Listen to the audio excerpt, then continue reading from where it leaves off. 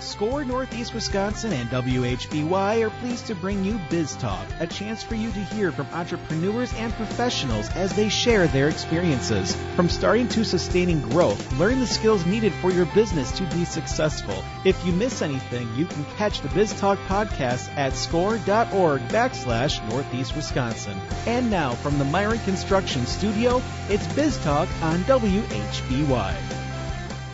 Good morning and welcome to Biz Talk. I hope everybody had a great Thanksgiving and had some time to reflect on the year and enjoy some time with their families. We really appreciate having you here listening to the show on either this Saturday morning or later on in the podcast. Before we get to our guest, my co-host this week is Rick Sense. And Rick, welcome. Thanks, Terry. So you all ready for Thanksgiving and Christmas and the holiday season? Yeah, I always love this time of year. It's just such a great time, and Christmas is just too cool to even come up with words to describe it. So yeah, I'm really geared up for it. Good. Yeah. Even as I've gotten older and in retirement now, I find I love having the kids come home more than I thought. I thought I'd miss not having them around the house all the time, but it's nice to see them out on their own. But Christmas is fun when they come home too. So it's a great part of it. This week, our guest is Dan Haak from Apricity Services, and I'll let Dan introduce himself. So, Dan, could you tell? First of all, welcome to the show, Dan. Yeah, thank you. Okay, could you tell our listeners kind of what you do at Apricity first and what Apricity is? Yeah, so Apricity really is an organization focused on helping people with substance use, alcohol, and drug issues. We've been around for a long time, and I've been with Apricity for the last 27 years in lots of different roles. I a long time ago got sober in 1998 and stayed for the program, or came from for the program initially because of the support that Apricity offers, and I just stayed. On the front end, I hated it.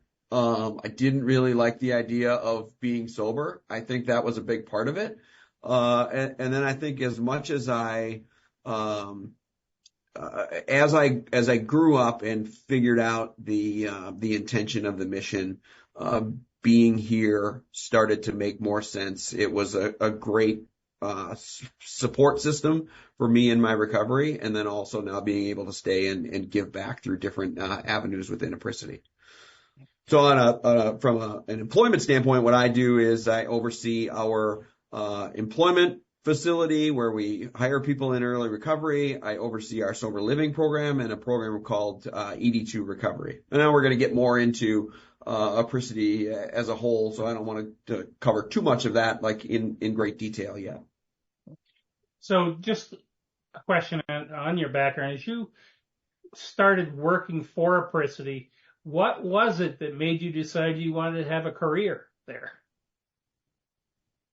Oh, good question. I don't really know. I mean, part of me feels like the career was kind of figured out for me, right? Like I had an opportunity to stay. And I, a long time ago, I looked at the group of people that I was working behind, and the staff that were in front of me, and I was in my early 20s and just trying to figure out like what a career would look like and what that would look like at that time, what was called Step Industries.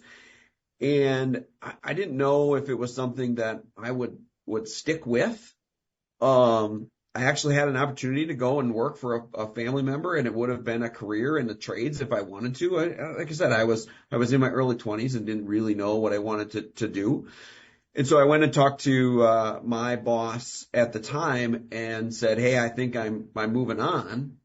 And they said, "Well, hold on. What about this opportunity?" And so I was presented with that and said, "All right, I'll stay." And so, that was 20 plus years ago. And I think for me now, I'm in a space where, I'm at the forefront of being able to make decisions and steer or help steer the organization in a way, that I think is important and it's meaningful. And the mission of Apricity, speaks to me on a personal level. So having had the opportunity to stay, or being given the opportunity to stay, it was, part of me says dumb luck, I guess, but also, just being in a space where I was somebody that other people felt like I had the capability to do more and saw something in me, a long, long time ago. And I think that's why I'm here now.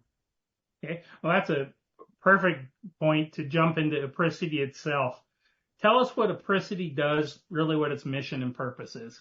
Yeah. So the mission is providing people impacted by substance use disorders a full spectrum of care, including treatment, employment, and support services in a safe, progressive recovery community. And what that means is we have a bunch of different opportunities for people in recovery. So we have a residential treatment facility in Appleton for men and women, 2 different buildings, for, people seeking residential treatment. Then we have sober living and transitional houses. So we have 4 sober living houses and 3 other transitional living houses for people after they're getting out of the treatment program. And then we have employment for people in early recovery. So they come here, they show up and do work in our building. We work with local manufacturers to give people a safe space. If you're graduating treatment and you're looking for somewhere to work, you probably have a bad work history. You probably don't have transportation. You might struggle with childcare. And we work with the people that we hire to try and figure out how we can help those barriers or eliminate those barriers with them. We also work through different employment scenarios. So people, a lot of people are in a treatment court when they're coming out of residential treatment. So they have to go to do regular drug screens a couple times a week. They have to go to court once a week. And so we try to make that normal, that to say like, okay, so we know that people have probation and parole meetings. How can we support you in that? And we ask the question because nobody wants to start a job and say, oh, by the way, I need off every Thursday morning because I have to go see my probation officer, or I have to leave 2 days a week early because I have to take a drug screen for drug court, right? So those are things that we ask on the front end. We try to make it okay. We understand that people are trying to put their lives back together, and we work with them to make sure that they understand that we know where they're coming from, that we understand the intention of. And then one other program that we have is called ED2 Recovery, and it's a peer support program where we send recovery coaches into hospitals. So we work with Theta Care and Ascension in all 7 Theta Care hospitals and 3 Ascension hospitals, where we send recovery coaches into the hospital after somebody survives an overdose, and they meet with a recovery coach to just kind of talk about the anxiety and feelings that might be going through somebody's head in that moment, and how we can help connect them to different resources. Okay. So let's start with, I guess, how did the Apricity, well, even going back further, you mentioned it did start as Step Industries, and I know another part of it was the Moorings program. But what led to the foundation of Step Industries? So I was not around then, but in the early 80s, a Kimberly Clark executive was trying to come up with a way to deal with the landfills that had quality issues coming out of the old Lakeview diaper mill, trying to figure out what to do with them instead of sending to the landfill. He also was a person in recovery, and he identified also this group of people at the mooring programs, which is what the men's treatment center is called, because when he would go there, people couldn't get hired. Nobody would hire them because of their work history or because they had poor work records or felonies and things like that. And so he came up with the idea of using that group of people to be employees and then to sort through those diapers that had quality issues from the Lakeview mill, and then they rebagged them as Snuggums. So as a off-brand or secondary item, it was a way to kind of put both subsets to give them a new life and new opportunity. Okay. And when did the Step Industries and the Moorings program, when did they come together and form Apricity? In 2018. Yeah, so Mooring House started in the late 70s and Step Industries in the early 80s. And then in 2017, we had the opportunity to discuss a merge with the boards. And I think about half of our employees came from mooring programs, both men or women, at Step Industries. About half of the employees came from those two treatment centers. So we were working with the same group of people and trying to help the same people. And so it just made sense to work together and collaborate. Okay. And then could you explain to me, how does your organization get funded? How do you raise your money? So we are a social enterprise. 90% of our program is funded by the services that we offer. So we work with the customers that we work with from a packaging and employment standpoint. We're billing for those services and the labor that we provide. And then on the residential treatment side of things, we bill private insurance, we bill Medicaid. Some of the counties pay for different services, and then sober living and that ED2 recovery program. Those are mostly grant funded programs. Okay, and I know that with some of the opioid settlement funds, some of that was going to be given to Apricity as well. How does that help you guys deliver on your mission? So it allows us to do some of those things that other employers don't necessarily do. When on the packaging side of things or our employment side, when we're working with employees here, most employers are not going to provide a resume writing workshop on how to do that for their current employees. They don't provide staffing to help people do mock interviews, but we know that that's something that people need because they aren't going to work here forever. So it allows us to provide those other services that we can't bill for.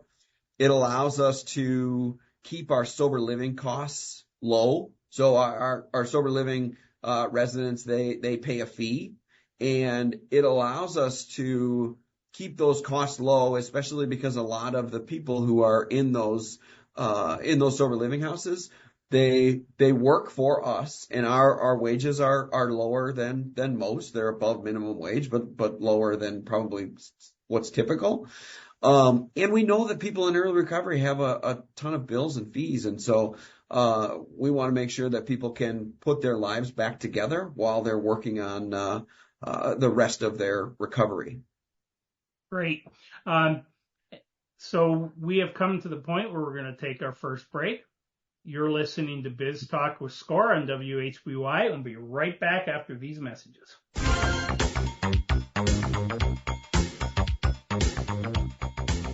Welcome back to Biz Talk with SCORE on WHBY. I'm Rick Sense along with Terry Pinch this week. And we are talking with Dan Haak from Apricity, and we're going to get right back to our conversation with him in just a moment. But first, I'm going to take a moment to talk about SCORE.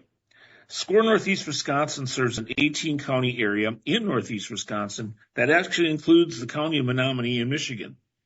We have more than 50 volunteers, each an expert in their field, offering entrepreneurs no-cost and confidential mentoring.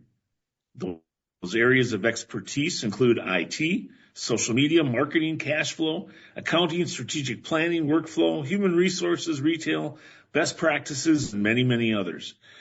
In order to register for a no-cost, confidential mentoring session and or to learn more about SCORE Northeast Wisconsin, please visit our website at score.org/Northeast Wisconsin. You can learn more about how the SCORE chapter can assist you with starting and or growing your business, and you can complete an application for a mentoring session. Simply complete the online form and submit it to SCORE. Within a few days, a SCORE mentor will be contacting you to set up a meeting. Remember, SCORE is no cost and offers experts who can offer you assistance in many different areas. To get started, visit our website at score.org/Northeast Wisconsin. And finally, this reminder about the Biz Talk with SCORE podcast. Biz Talk with SCORE brings you expert advice, impactful stories, and real-world insights from experienced entrepreneurial and business leaders. It's available for download on most podcatchers and podcast apps. So listen and follow today. And again, it's available where you get your favorite podcasts. So back to the show. And Dan, if we could just spend a few more moments talking a little bit about the recovery support programming that you do. How do you work with people at Apricity to help them eliminate barriers to achieving recovery? So, a good question. I think one of the things that we do, and part of it is like we have a lot of experience. We have both clinical and peer support staff, and so it gives us the opportunity to meet people where they're at with whatever needs they have. From a treatment and recovery standpoint, there's no one size fits all. People have different experience, different life experience. Their needs are different. They have kids. They don't have kids. They are homeless, or they have employment history or no employment history. So we really try to find out what they want help with, because we can provide that connection, I think, to different resources. Plus, we have their buy-in to say, like, okay, I want to get my driver's license back. We can help connect them with a person to kind of walk down that road and see what that looks like. But if we try to say, okay, you need to create a resume, then get your driver's license, then go back to school, then, like, we can't tell people how to do it. And there's much more that people need to work on in different orders along the way. And so we just try to connect them to all of the resources that we have at our fingertips. I think the Fox Valley is a great community as far as lots of different opportunity, whether it's nonprofits or for-profits who are willing to give back and help people help themselves. So if I'm understanding you correctly, everyone's road to recovery is unique, is what I'm hearing you say. For sure. You're looking at mapping out, working with your clients and working with your team, the best direction for them to go, instead of saying this is what you need to do to carry it forward. Is that a correct way of summarizing that? Yeah. Removing the alcohol and drugs is just the beginning. Then you have to start figuring out what other barriers I think are continuing to mess with people's stress, their self-esteem, their self-worth, all of those things that kind of factor into what their recovery looks like afterwards. And recovery coaching, can you maybe give listeners an idea of what that's all about? That's a term maybe some aren't familiar with.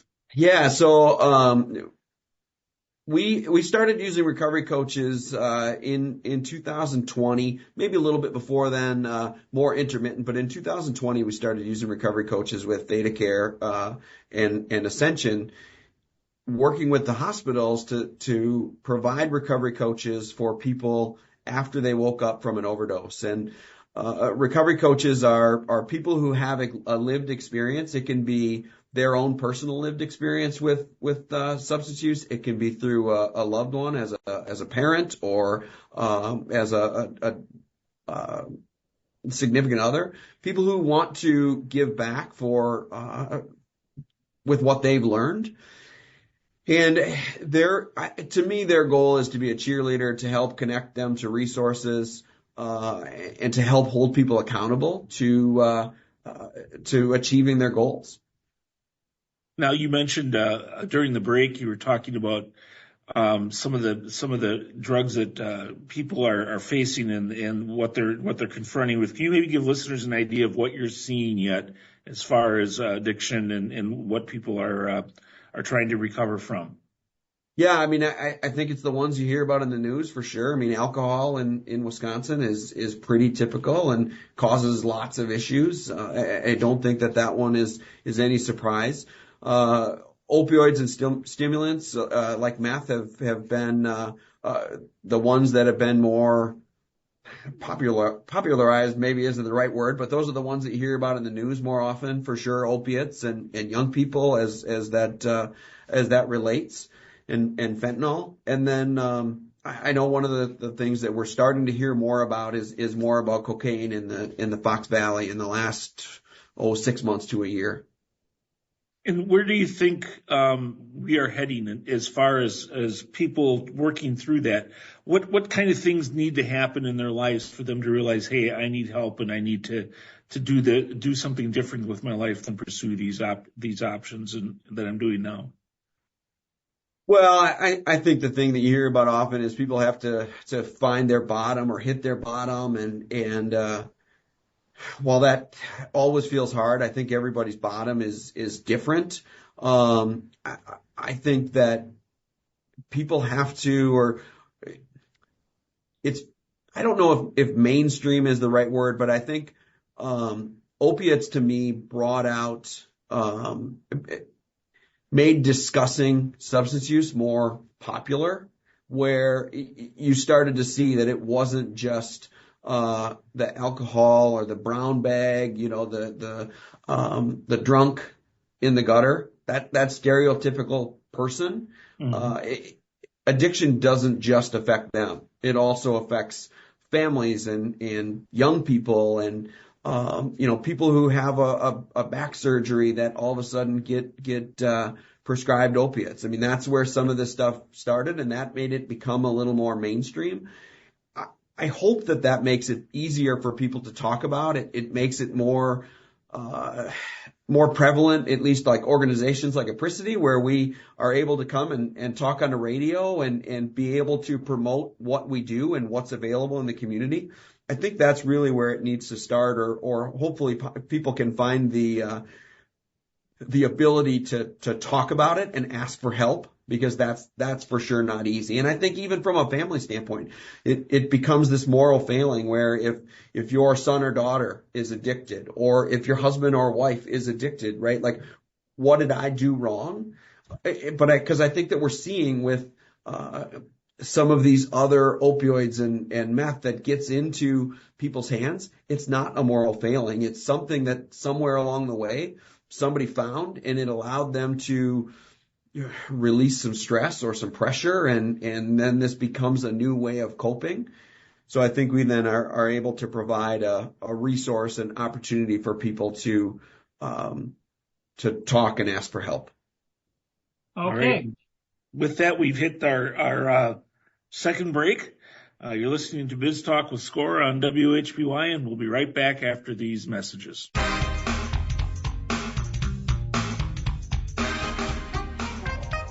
Welcome back to Biz Talk with Score. This week we're talking with Dan Haak, the President of Contract Manufacturing and Recovery Support for Apricity Services.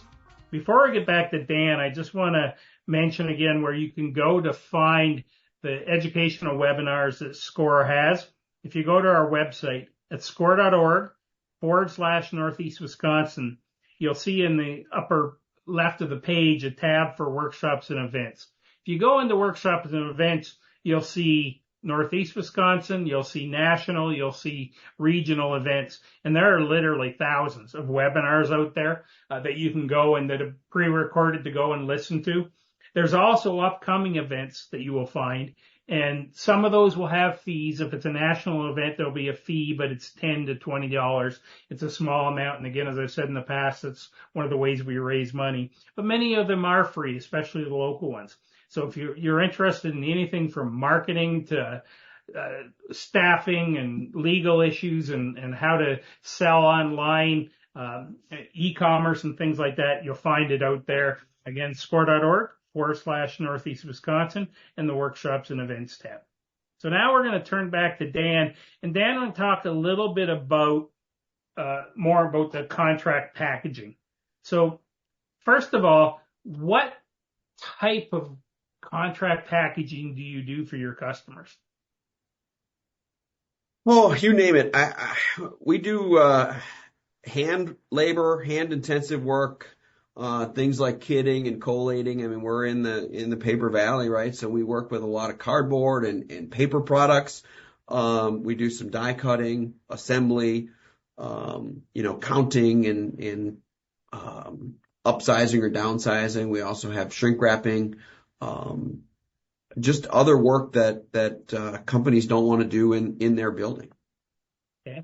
So what then drives customers to contact Apricity and outsource some of their work? Yeah, hopefully it's because we can give them a good price and a quick turnaround. I think that's everybody's ultimate goal.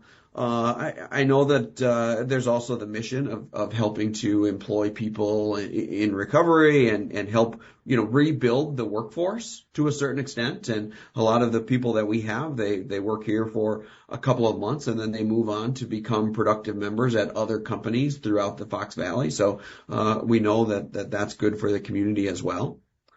As far as the types of projects, I think some of the things that they might come to ask us is if they have a short-term project, that's going to run for a couple of weeks or a couple of months, and eventually it's going to be run by a machine, and they want to start it up right away, but they know that equipment is coming in the future. That might be something that they would use us for.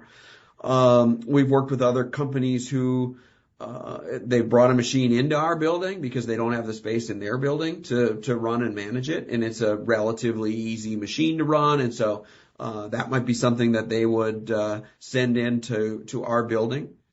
We work with some of the corrugate cardboard manufacturers in the area, and they have secondary handwork that has to happen with some of the projects that they're making, and they don't want their operators to have to deal with some of those things. So they send it to us to do that like simple finishing work that might need to happen, or kitting and collating that might need to happen, so that their operators can just, run those machines as quick as they can. And it allows us to do that secondary item. And I think we're pretty nimble. We might run one project for 2 or 3 days and then switch to the next one for 2 or 3 days. And it allows, we don't have the time to switch a machine over that might take, a week and several engineers and project team to bring in a new project along the way. So our new equipment. So, and then I think the another opportunity for us is we work with companies who maybe have to hire a lot of temp labor. And so we worked with one company and they hired temps, and then the next day you get new temps, and the next day you get new temps, or you have to constantly train all of those temp employees.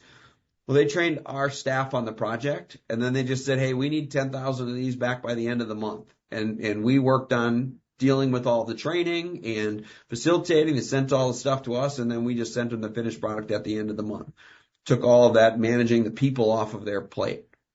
Okay. So let's go into the whole aspect of the people, the whole purpose of your organization, of the contract packaging too, is, first of all, let's just remind listeners, where do these employees come from, first of all? Probably the majority of them come from our residential treatment facilities at Mooring House and Casa Clara. That's probably where about half of them come from.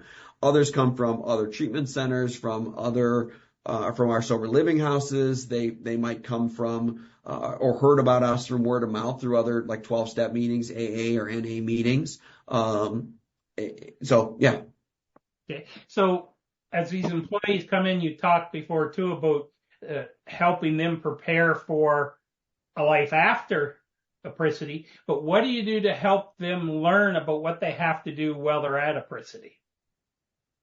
So from an employment standpoint, or from a job standpoint, we talk to people. We have we're ISO certified, so we have a quality management system in place where we do all the training with those projects and make sure that everybody knows how to do the job itself, how to run equipment, how to be safe and work efficiently.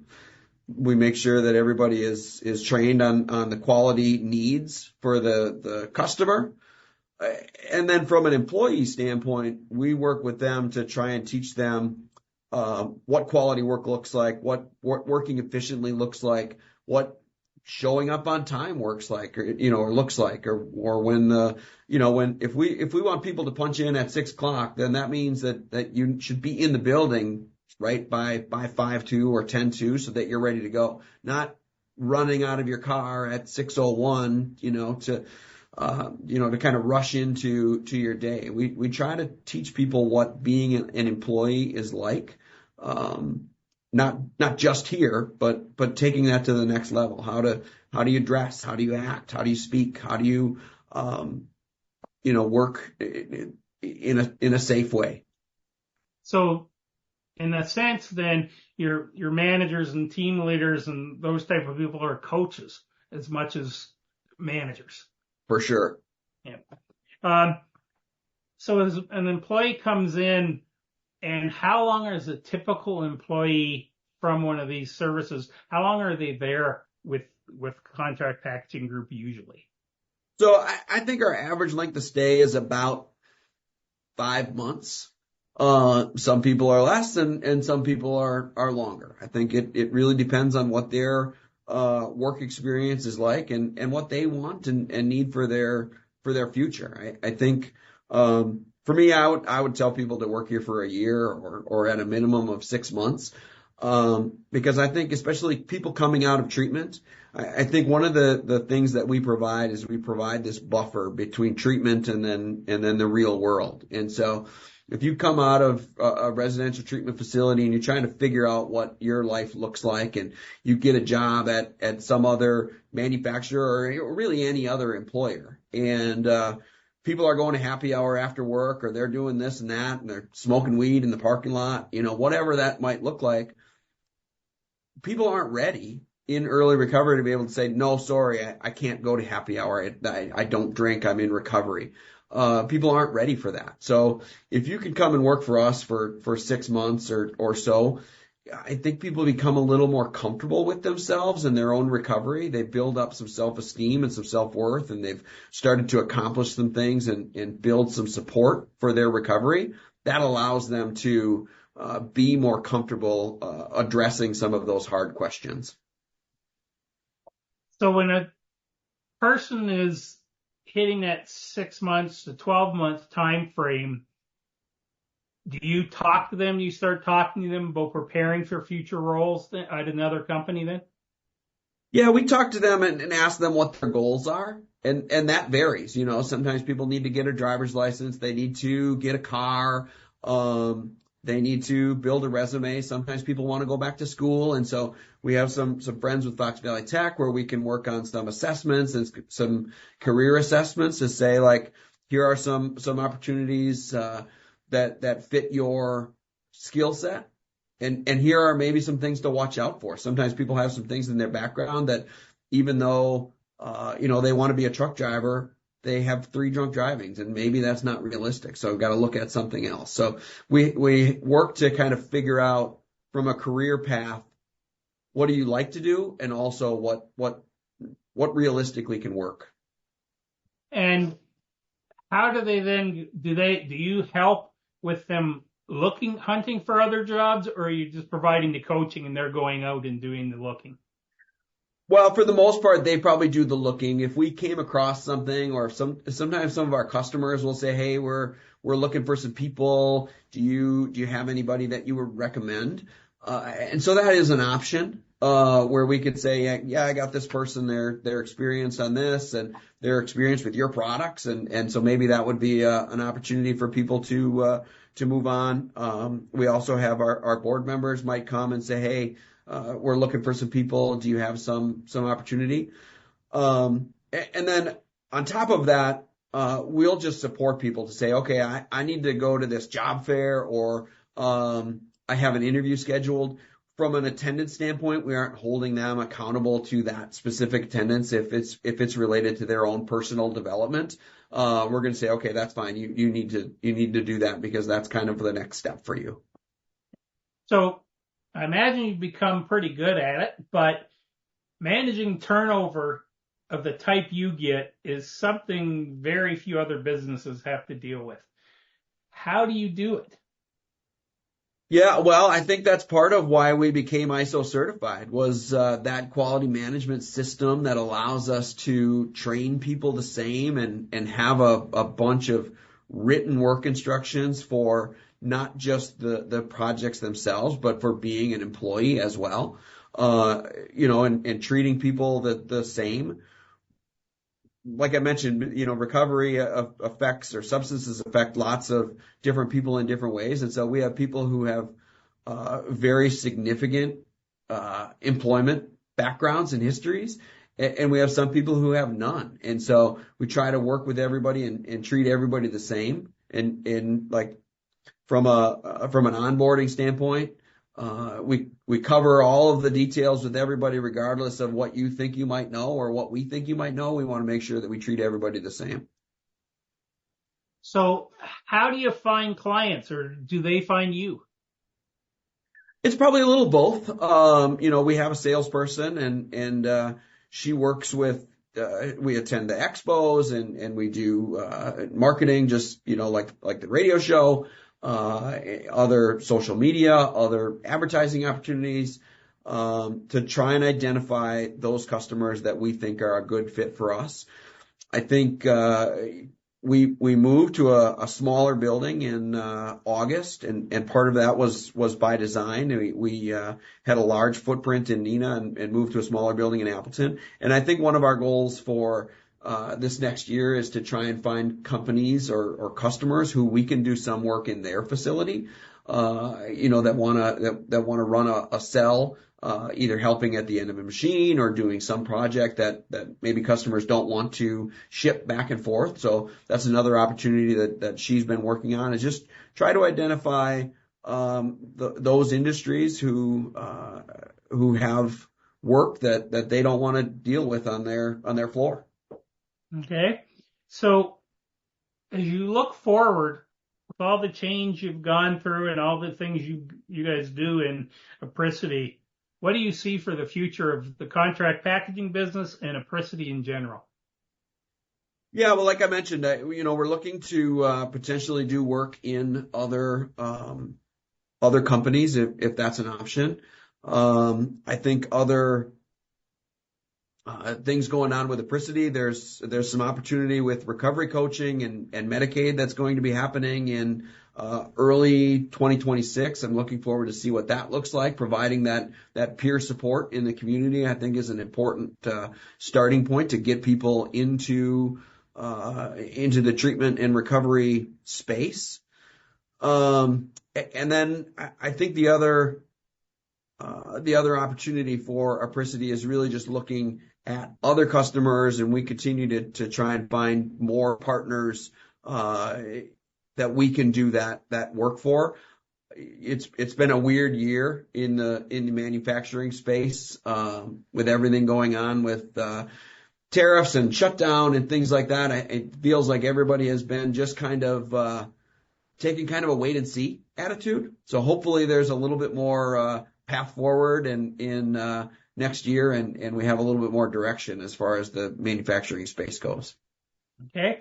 And as we head into wrapping up this segment, let's talk a little bit about how does all the digital transformation we've seen over the last 20 years, how does that affect your business?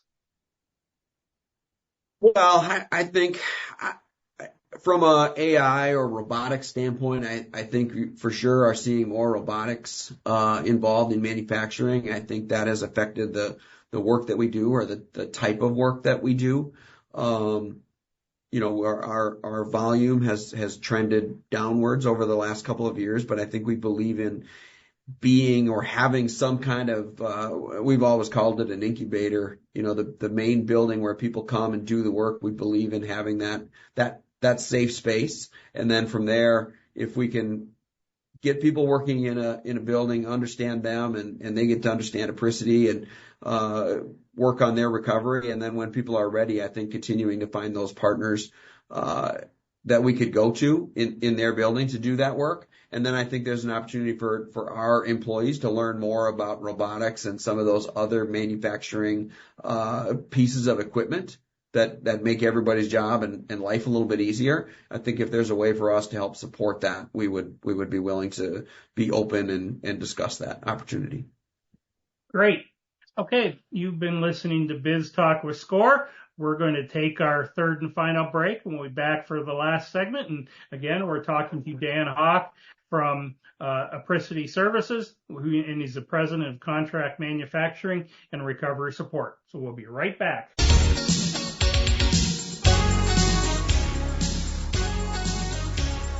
Welcome back.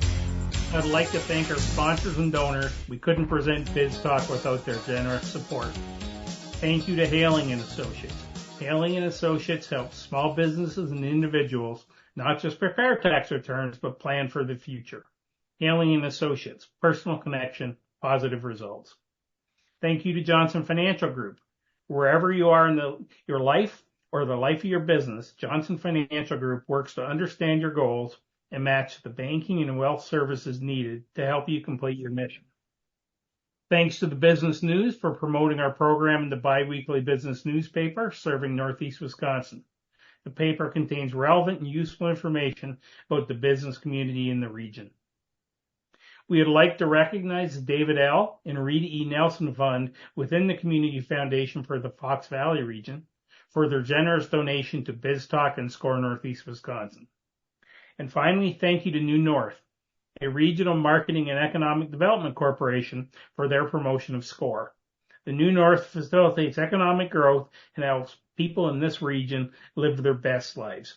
And Rick, I'll turn it over to you to wrap up the show. Alrighty, thanks, Terry. We are having a great conversation with Dan Haak from Apricity, and I guess Dan, first of all, thanks for the work that you and the folks at Apricity are doing. It's a really important community asset, and we thank you for that. And maybe you can spend the last little bit of time we have here just kind of reminding people the importance of that work and what the longer term goal is for you and your team there working with people, and maybe kind of start by why it's important you feel to have them come and work for you when starting in recovery. Yeah, thanks. So I mentioned before, like, you remove the substances and that doesn't completely, turn people's life around. There's a bunch of other barriers that they have to address. And I think a lot of times one of those big things is employment. And, that brings that self-esteem, that self-worth. They start earning some money so that they can pay their fines or get a car or pay rent or, whatever else it might be. But we understand that the work here is transitional, that they aren't going to stay here forever. And so we want to make sure that people are continuing to move forward. And we hold people accountable. We help them set goals. And I think from there, it really benefits the community, because I think that we're trying to find ways to help people become better employees in our area. And you're working not just for Apricity, you're really working for all these other employers that are out there as well that are going to hire these folks once they move on from Apricity. What kind of, does that give you any added pressure for you and your team there? About added pressure, I think it makes it helps to make coming to work easier. I mean, I love coming to work, honestly. I really do. And I think because for me, I get to do a mix of, like, I have the mission side of working at Apricity and helping people in early recovery, which is a mission that is near and dear to me.